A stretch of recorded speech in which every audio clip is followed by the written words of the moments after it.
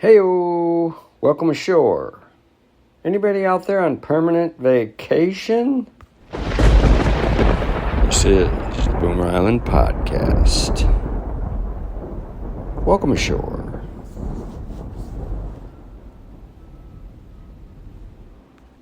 Well, all right. Thank you very much for joining me again today on Boomer Island. This is the Boomer Island Podcast. Hope this finds you healthy and happy. Yeah, I started off by saying, are you on permanent vacation? Us boomers, a lot of us might be retired and you say, I'm on permanent vacation. But my question is, when's the last time you went on a vacation? When you left your city or town and actually traveled? Or maybe you're lucky enough to go see loving relatives or friends. Anybody? Think about it. Do you travel often or never? Is it important or not? Well, I don't travel as much as I'd like, and the reason I'm talking about this because I just had a little barrage of trips that came up for me, and it really fulfilled me, and you go through all the emotions. My original plan for this summer, I was going to go at the end of July, this is 2024, to go see my brother in my hometown where I grew up in Sioux Falls, South Dakota. Yeehaw! Great city to grow up, but the weather is brutal, cold in the winter, and Floridian summers, and a lot of wind, tornadoes, got it all, man, but it is a great place to grow up. Got a lot of fond memories there, and I still got a brother there. I've been meaning to go see him and his wife. I did see him last year in Florida. They are smart. They left, and they head down south for the winter, just like two lovebirds, Just get their wings on and fly down there. Actually, they drive. Kind of nuts. He had a funny story, too. On the way back, he's got a bike rack with e-bikes on it, and the thing fell off. Lucky nobody got hurt, but, yeah. Anyway, that's my brother. So I meant to go see him, but then all of a sudden, out of the blue, I got these invites, and the next thing you know, I was up in the Sequoias, place called Kernville by the Kern River. They call it the Killer Kern because the current is so freaking fast. Killer Kern will kill you. I got real lucky there. Saw my youngest son, his wife. My ex-wife was up there. I know a lot of you think, how do you do that? But we remained in touch, real friendly, from friends to not friends to friendly. And anyhow, a lot of nieces and nephews, and just had a riot. Went and saw, some great giant, the Walk of 100 Giants or something like that. It's called these 2,000-year-old sequoia. It's crazy. And I'm not here to talk about my vacation, really, but after that, it clicked on. I went to a friend of mine's up in the Seattle area, and another friend of mine happened to be there caddying in a LPGA event. That's a Ladies Professional Golf Association. They had a major up there, so we rendezvoused, stayed a week up there, and then I got invited to Idaho, where I got to see my two grandkids at Lake Coeur d'Alene. That was the highlight, and there was some other relatives around. It's been a beautiful summer, and just amazing, and it made me think, even though that came upon me really quickly, you know how much we plan for these events. I didn't plan a lot on this. It was planned. I was kind of lucky and got to be the Disneyland grandpa, I guess you'd say. But there's still planning, and you have all this expectation.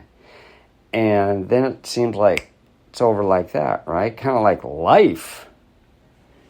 And you have all these great moments, and sometimes it's a little tense, and people aren't getting where they're supposed to be or whatever. All these personalities of people you love. And then it's over.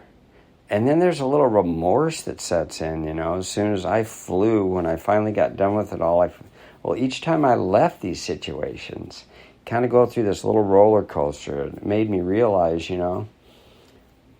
every moment I got to be happy. I don't have to be happy. That's the wrong thing to say. Every moment I have to pay attention at least. It's so enjoyable each moment, even planning up to it, and you realize each moment is there. When you're on vacation, don't worry about where you're going to eat next or whether. Sit there, smell the roses, baby. You know what I mean? Just enjoy always where you're at. Even if you're supposed to be XYZ a half hour ago and you aren't there, so what? You're on vacation. And as some of you boomers know, we're on permanent vacation. But what I'd like to say, if you don't travel as much as you'd like to, and you'd want to travel, figure out a way.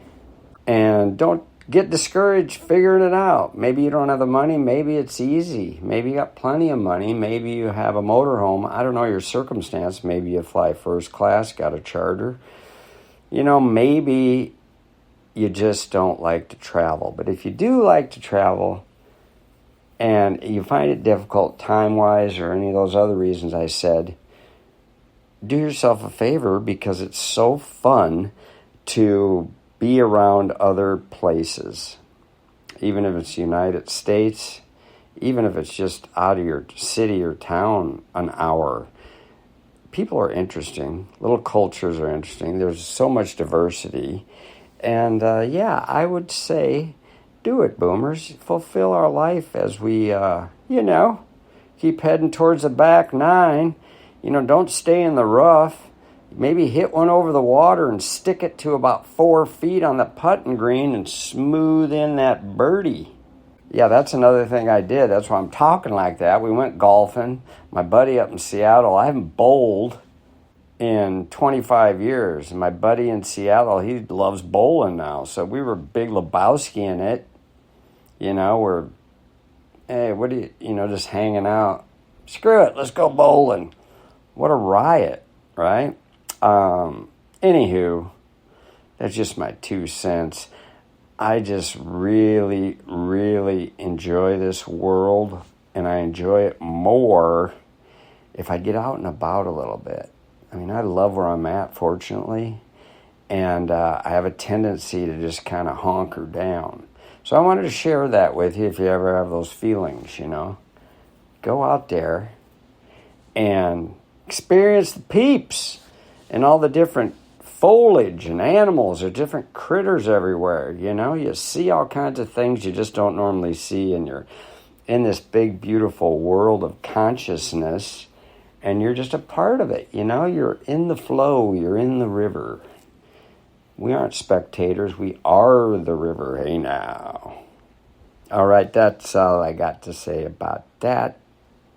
And I got a song of the day for you. It's a little retrospective, kind of a heart tugger. It's called In My Life by none other than the Beatles. So maybe tune that one up on your Spotify, your Amazon, your Pandora, whatever you got. Maybe you got the album. If you got the old vinyl, break it out. Hear the scratches and the mono. It's beautiful. Okay, then. I'm so happy you joined me today. Stay healthy and happy. Por favor. And until next time, peace and love.